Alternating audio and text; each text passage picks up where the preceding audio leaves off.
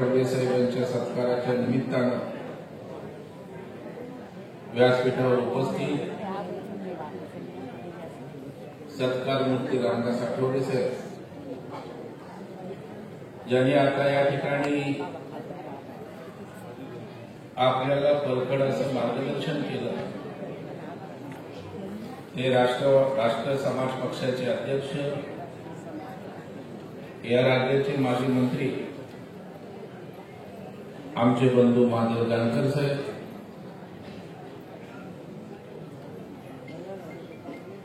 Republican party of इंडियाचे प्रदेशाचे अध्यक्ष सन्माननीय राजाभाऊ सरवदे, अविनाश मातेकर साहेब, सन्माननीय गौतमजी सोनावणे, पप्पू कागदे, बारसिंगजी, सीमाताई आठवले, मुंबईचे अध्यक्ष सन्माननीय आमचे गावाले सिद्धार्थ कासारे, रमेश गायकवाड, व्यासपीठावर आशाताई, आता सगळ्यांचीच नावं घेतली. जेवढे आठवले साहेब कार्यकर्ते तेवढेच पदाधिकारी आहेत. वरती एक मेळावा होईल, त्यामुळे मी नावं घेत नाही. हे वैभव आहे आठवले साहेबांचं, दुसऱ्या कोणाच्या नशिबामध्ये नाहीये. आठवले साहेबांच्या कार्यक्रमाला आलो की मला पण कविता करायची आठवले साहेब स्फूर्ती येते तुमच्या. आणि मी बसल्या बसल्या या ठिकाणी कविता करत होतो. भल्या भल्याना सत्तेत बसवले, भल्या भल्याना सत्तेत बसवले, नको त्यांना हटवले, त्यांनाच म्हणतात रामदास आठवले. भल्या भल्याला सत्तेत बसवले, नको त्यांना हटवले, त्यालाच म्हणतात रामदास आठवले. रामदासजी आठवलेंचा होतोय सत्कार, रामदासजी आठवलेंचा होतोय सत्कार, कारण त्या आंबेडकर चळवळीच्या विचारांचा आहे फुटकार. आठवलेंना मोदींनी दिलंय खातं सामाजिक न्याय. कुठलं खातं दिलंय? सामाजिक न्याय. कारण तो खरा भीमाचा पुत्र आहे, कारण तो खरा भीमाचा पुत्र आहे. मगाशी आमच्या आशाताई म्हणत होत्या की आठवले साहेबांच्या सत्काराला अर्थ आहे, आठवले साहेबांच्या सत्काराला अर्थ आहे. ज्याला भीमाचा रामदास कळला नाही त्याचे जीवन व्यर्थ आहे. ज्याला भीमाचा रामदास कळला नाही त्याचे जीवन व्यर्थ आहे. अशी स्फूर्ती जरा रामदास आठवले साहेबांकडून घेऊन मी आपल्या समोर या ठिकाणी बोलतो. आणि कार्यकर्त्यांसाठी माझं आव्हान आहे, ज्याला भीमाचा रामदास कळला नाही त्याचे जीवन व्यर्थ आहे. आणि बाबासाहेबांचा विचार व आरपीआय पक्ष तळागाळापर्यंत नेण्यास आरपीआयचा पॅथर समर्थ आहे. तळागाळापर्यंत आरपीआय नेण्यासाठी पॅथर समर्थ आहे. आणि म्हणून जर तळागाळापर्यंत पॅथर गेला तर जसे आमचे त्या ठिकाणी जानकर साहेब म्हणाले की आपल्याला कोणाकडे मागावं लागणार नाही, आपल्याकडे लोक समोरून त्या ठिकाणी घेऊन येतील. आज खरं म्हणजे रामदास आठवले साहेबांचा सत्कार होतोय आणि या देशामध्ये आठवले साहेबांच्या वतीने विक्रम प्रस्थापित होतोय. कारण या देशामध्ये कुठल्याही राजकीय पक्षाला आंबेडकर विचारांच्या जे यश मिळालं नाही ते आरपीआयला आणि रामदास आठवलेंना यश मिळालंय. म्हणून देशामध्ये त्या ठिकाणी तिसऱ्यांदा त्या ठिकाणी मंत्री होत आहेत. खरं म्हणजे रामदास आठवले साहेबांचा स्वभाव मला कॉलेज जीवनापासून माहित आहे. कारण मी सिद्धार्थ कॉलेजचा विद्यार्थी आणि सिद्धार्थ कॉलेज आणि आंबेडकर कॉलेज तसा काही फार फरक नव्हता. म्हणजे आम्ही सिद्धार्थची मुलं उठलो की आंबेडकरला जायचो, आंबेडकरची आमच्याकडे बुद्ध भवनला यायची. आणि त्या दिवसापासून एक चळवळीतला तरुण नेता, कुठल्याही प्रकारचा राजकीय पाठीशी वारसा नाही, कुठल्याही वाडवडिलांची परंपरा नाही, केवळ बाबासाहेबांचा विचार हा वारसा घेऊन त्या ठिकाणी गावोगाव त्या ठिकाणी फिरले, आंदोलनं उभी केली आणि आज रामदास आठवले देशाचा मंत्री म्हणून तुमच्या माझ्यातला कार्यकर्ता या ठिकाणी आपल्याला बघायला मिळतोय. खरं म्हणजे रामदास आठवले साहेबांच्या परिश्रमाला सॅल्यूट आहे. म्हणजे आमच्यासारख्या तरुण कार्यकर्त्यांना रामदास आठवलेकडून खूप शिकण्यासारखं आहे. म्हणजे माणसाने आयुष्यामध्ये समाधान काय असतं ते रामदास आठवले साहेबांकडून शिकावं. मिलेगा तो भी भला, नहीं मिलेगा तो भी भला, म्हणून ते इथपर्यंत आले. म्हणजे त्या ठिकाणी मागायचं काम करणार, परंतु काही परिस्थितीमुळे एखादी गोष्ट मिळाली नाही, मागपुढे झाली नाही, तर त्या ठिकाणी त्याची खंत करत बसायचं नाही, पुन्हा चालत राहायचं आणि शेवटी त्या ठिकाणी यश रामदास आठवले साहेबांच्या मागे पळत त्या ठिकाणी येते. आणि म्हणून या सत्काराच्या निमित्तानं माझी कार्यकर्त्यांना विनंती आहे की मी एक चळवळीला मानणारा कार्यकर्ता आहे. सिद्धार्थ महाविद्यालयात माझं शिक्षण झाल्यामुळे आंबेडकर चळवळीचा एक वेगळा प्रभाव या ठिकाणी माझ्यावर आणि एक आस्था आपल्या समाजाविषयी, चळवळीची माझ्याकडे आहे. आणि म्हणून मी नेहमी म्हणत असतो, मगाशी आमच्या जानकर साहेबांनी सांगितलं ते राष्ट्र आहे. खरं आपण बसवायलाही शिकलं पाहिजे की संघटन आज मंत्री देशात अनेक आहेत. मला सांगा 4 वाजल्यापासून षण्मुखानंद सारख्या हॉलमध्ये एवढ्या गर्दीनं एक तरी मंत्री माणसं जमवू शकतो का, बसवू शकतो का? ही किमया केवळ आरपीआयची आहे, रामदास आठवले साहेब. या घोषणांबरोबर संघटन बांधण्याची जबाबदारी सुद्धा आजच्या या आपल्या सत्काराच्या निमित्तानं आपण स्वीकारली पाहिजे. आपण केवळ कार्यक्रमापुरते, मेळाव्यांपुरते, तिकिटांपुरते न राहता त्या ठिकाणी ज्या ज्या बूथवर आहे, तालुक्यात आहे, त्या ठिकाणी माझं संघटन मजबूत झालं पाहिजे. जर माझं संघटन मजबूत झालं, त्या ठिकाणी दिसलं तर टिकलं जातं. आपली ताकद तालुक्यात उभ्या करा, वस्त्यांमध्ये त्या ठिकाणी उभी करा आणि ती दिसली पाहिजे. आज बूथ संघटनाचं मागाशी सांगितलं जानकर साहेबांनी की जर आपण केवळ संघटन बांधणार नसू, संघटनेचा आपण पसारा करणार नसू, वाढवणार नसू, तर त्या ठिकाणी आपल्याला केवळ रामदास आठवले साहेबच त्या ठिकाणी नेते आणि मंत्री राहतील. उद्या आम्हाला पंचायत समिती हवी, आम्हाला जिल्हा परिषद हवी, आम्हाला नगरसेवक बनवायचा आहे. कार्यकर्त्याला अधिकार आहे. ज्या वेळेला आपण काम करतो त्यावेळेला त्या कामाचं चीज झालं पाहिजे, परंतु ते करत असताना तशा पद्धतीनं संघटन बांधण्याची भूमिका सुद्धा या सत्काराच्या निमित्तानं आपण सगळ्यांनी घेतली पाहिजे. तर खऱ्या अर्थानं रामदास आठवले साहेबांचा सत्कार कारणी लागेल. नाहीतर हात पुढे घातले, मोठा आपण समारंभ केला आणि पुन्हा आम्ही तो पक्ष वाढवण्यासाठी जर गावागावात तळागाळापर्यंत जर संघटन उभं केलं नाही तर मला वाटतं तो सत्कार व्यर्थ होईल. आणि म्हणून या सत्काराला अर्थ हवा असेल तर आजपासून या षण्मुखानंदावर शपथ घेऊन जा की आम्ही एवढं आमचं संघटन मजबूत करू की आम्ही डिमांडर नाही, कमांडर आहोत, हे कृतीचं त्या ठिकाणी दिसलं पाहिजे. मी समजू शकतो, खरं म्हणजे पप्पू कागदे आपण भूमिका व्यक्त केली. मी तुमच्यासारखा आक्रमक कार्यकर्ता आहे, पण जर आता आक्रमकतेबरोबर समन्वयाच्या भूमिकेचे दिवस आलेले. हो, आमच्या जानकर साहेब तलवार काढूनच असतात ते. आणि आठवले साहेब कशा पद्धतीची भूमिका घेतात, कारण सर सलामत तो पगडी पचास, आपला नेताच टिकला नाही तर आपण काय टिकणार. आणि म्हणून 288 आपण लढवू ना, लढवायला काय फार लागत नाही, परंतु ते करत असताना आम्ही प्रॅक्टिकल व्ह्यू घेऊन केलं पाहिजे.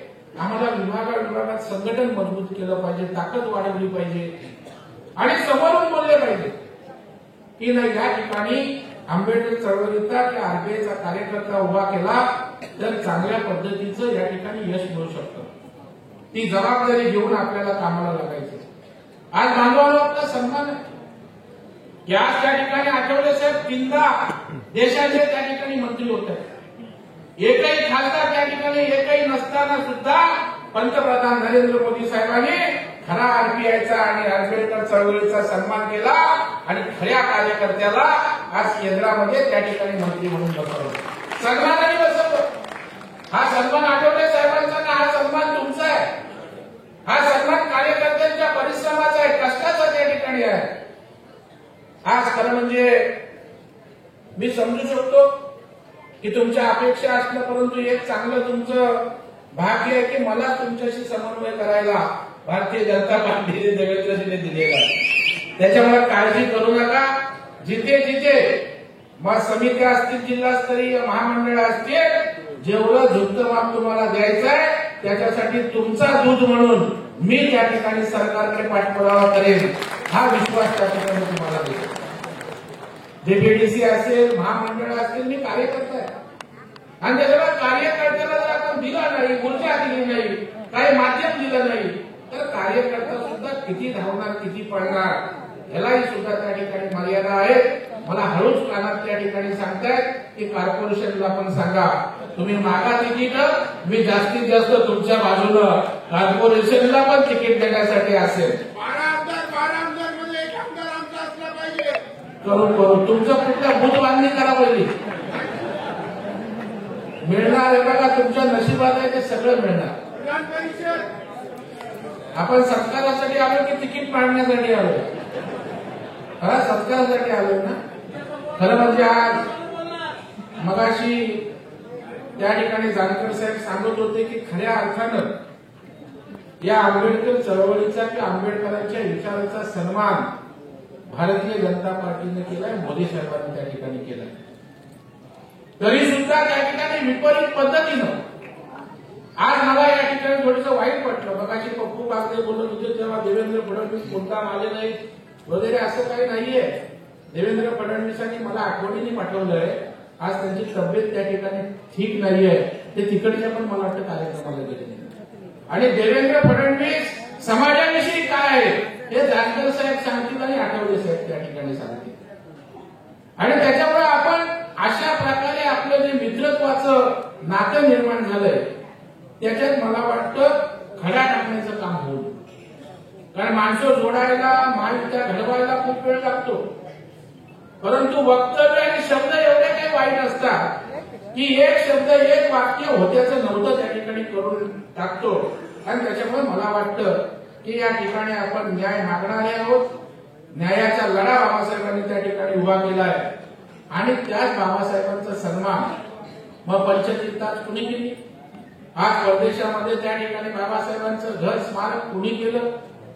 आज ज्या ज्या बाबासाहेबांच्या पदस्पर्शानं ज्या ज्या वास्तू पुनीत झाल्या त्या सगळ्या वास्तूंना ऊर्जितावस्था देण्याचं काम, सन्मान देण्याचं काम पंतप्रधान नरेंद्र मोदी साहेबांनी केलंय, हे मी छातीवर हात ठेवून त्या ठिकाणी सांगतो. परंतु राजकारण करणारी मंडळी त्या ठिकाणी राजकारण करते. परंतु आमच्या आठवले साहेबांनी या ठिकाणी जो त्या ठिकाणी वसा घेतला, आज कुणी काही म्हटलं तरी भारतीय जनता पार्टी सोबत अत्यंत प्रामाणिकपणे त्या ठिकाणी खांद्याला खांदा लावून काम करतायत. मी त्यांच्या सत्काराच्या निमित्तानं सांगतो की त्यांचा हा विश्वास भारतीय जनता पार्टी अजिबात तोडणार नाही आणि तुम्हाला न्याय मिळवून दिल्याशिवाय त्या ठिकाणी राहणार नाही, हाही विश्वास या कार्यक्रमाच्या निमित्तानं मी आपल्याला त्या ठिकाणी देतो. आपण सारे जण खऱ्या अर्थानं या ठिकाणी बाबासाहेबांच्या विचाराचे पायी आहोत आणि मी तर काय बाबासाहेबांच्या विचारानं भारावलेला आहे. म्हणजे मी नेहमी सांगतो की आठवले साहेब माझा मुलगा आहे, तो 14 एप्रिलचा, त्याला आम्ही घरी बाबासाहेब बोलतो. म्हणजे 12 तारखेला डिलिव्हरी होणार होती. आमच्या डॉक्टरनी विचारलं, कोकणातले आमचे लोक जरा पंचांग बघतो, म्हटले जरा बघा पंचांग पंचांग कसलं बघताय. बोललो परवा बाबासाहेबांच्या महामानवाचा जन्म झालाय, मी ठरवून माझ्या मुलाला 14 एप्रिलला त्या ठिकाणी जन्म दिला, ठरवून. कारण ह्याच्यापेक्षा चांगला दिवस या जगात दुसरा कुठलाही नाहीये आणि त्याच्यामुळे 14 एप्रिलला माझ्या सुपुत्राचा सुद्धा त्या ठिकाणी जन्मदिवस असतो आणि त्याला बाबासाहेबांनी घरी बोलतो. हे एक नातं, हे प्रेम, जिव्हाळा या ठिकाणी आपल्या सगळ्यांच्या विषयी आहे आणि हे प्रेम वाढलं पाहिजे. आपला जिव्हाळा वाढला पाहिजे. पदं येतात, पदं जातात. पदं काय माणूस जन्माला येतो, येताना पदं घेऊन येत नाही. पदं आपल्या कर्तृत्वाने मिळतात, कधी मिळत नाही. परंतु आपण त्या ठिकाणी काम करत राहायचं आणि तशा पद्धतीचं काम आपण आठवले साहेबांच्या नेतृत्वाखाली या ठिकाणी करा. एक दिवस नक्की येईल, 12 आमदार पण तुमच्या त्या ठिकाणी होतील आणि 60% मतं सुद्धा जानकर साहेब मिळतील. परंतु जानकर साहेबांनी सांगितलं त्याचं वाईट वाटून घेऊ नका, बूथ कमिटीची रचना करा. आज भारतीय जनता पार्टी एवढा राष्ट्रीय पक्ष आहे. आज त्या ठिकाणी देशात सरकार आहे, अनेक राज्यात सरकार आहे. परंतु आज लोकसभेचा अध्यक्ष जे आपले आता आहेत ना, कोण ओम बिर्ला साहेब माझ्याकडे दहिसरला आले होते लोकसभेच्या निवडणुकीला आणि आमच्या रमेश गायकवाडच्या तिथलं एक बूथ आहे, आमच्या केतकी पाड्यातला बूथ कमिटीची मिटिंग घेत होते. लोकसभेचा अध्यक्ष येऊन बूथ कमिटीच्या 15-20 लोकांशी बोलतोय. याला संघटन बोलतात. ते संघटन तुम्ही उभं केलं पाहिजे. आणि त्याच्यामुळे मला वाटतं याचा उल्लेख एवढ्यासाठी केला, कोण मोठा नेता कोण छोटा नेता नाही. आज आंबेडकरी विचाराला मानणारा या देशात सगळ्यात मोठा पक्ष कोणता आहे तर तुमचा आरपीआय पक्ष आहे. आणि सगळ्यात लोकप्रिय नेता कोण आहे तर रामदास आठवले आहे. आणि ही पुंजी आपल्याकडे आज बाबासाहेबांचा विचार नेणारा नेता कोण आहे तर या देशात पटकन सांगतील की रामदास आठवले साहेब आहे. म्हणून ही पुंजी घेऊन आपण त्या ठिकाणी आपल्या पक्षाचा त्या ठिकाणी व्याप वाढवा. निश्चितपणे येणारा काळ हा आरपीआयचा त्या ठिकाणी मी तर कामं किती सांगेन ते मला सांगतात. पीपल एज्युकेशन सोसायटीचा आंदोलन आमचा तो युवाचं चंद्रशेखरनी केलं, गळत होतं त्यावेळेला मी विरोधी पक्ष नेता होतो आणि विरोधी पक्ष नेत्यावर मी त्या ठिकाणी आंदोलन केलं. तेव्हाच्या मंत्र्यांना त्या ठिकाणी सांगितलं की सिद्धार्थ कॉलेजचा मी विद्यार्थी आहे, त्यांना तात्काळ पैसे द्या, नाहीतर मी माझ्या पद्धतीत त्या ठिकाणी जे करायचं ते करेन. त्यावेळेला मला वाटतं 14 कोटी ना चंद्रशेखर, 14 कोटी मी मंजूर करून घेतले समाज कल्याण मंत्र्यांकडून. परंतु अर्धे पैसे आले, अर्धे आता गाडी हलत नाही पुढे. लवकरच आपण सिद्धार्थ कॉलेजचे सुद्धा सगळे पैसे या सरकारकडून मिळवून देऊ. कारण या सरकारमध्ये आम्ही बोललो तर त्या ठिकाणी होईल असं वातावरण आहे. आणि आठवले साहेबांच्या शब्दाला किंमत आहे. तिकिटासाठी मागे पुढे होत असलं तरी कामांसाठी होणार नाही. या ठिकाणी अशा प्रकारची अपेक्षा व्यक्त करतो. आणि जिथे जिथे आंबेडकर चळवळीला कार्यकर्त्यांना आठवले साहेबांसोबत आमची मदत मार्गदर्शन लागेल त्यासाठी तुमच्यातलाच एक सैनिक या नात्याने मी तुमच्या सोबत राहील. सुदैवानं महायुती किंवा भाजप सोबत समन्वय करण्याची जबाबदारी मला दिलेली आहे. आणि त्याच्यामुळे तुमची दुःख, तुमच्या ज्या काही मागण्या आहेत त्या अत्यंत संवेदनशीलतेनं आणि गांभीर्यानं त्या ठिकाणी सरकार पुढे ठेवू आणि जास्तीचा न्याय आपल्याला मिळवून देण्याचा प्रयत्न करू एवढा विश्वास या ठिकाणी देतो. मी या सत्काराच्या निमित्तानं आठवले साहेबांना आई जगदंबा उदंड आयुष्य देवो आणि त्यांना निरोगी असं आयुष्य लाभावं आणि त्यांच्या हातून या देशाची आणखी सेवा त्या ठिकाणी हो अशा प्रकारची आपल्या सगळ्यांच्या वतीनं मी प्रार्थना करतो. आणि आपण सारे जण एवढ्या मोठ्या संख्येनं उपस्थित राहिला त्याबद्दल आपल्याला खूप खूप धन्यवाद देतो. जय हिंद, जय महाराष्ट्र, जय भीम.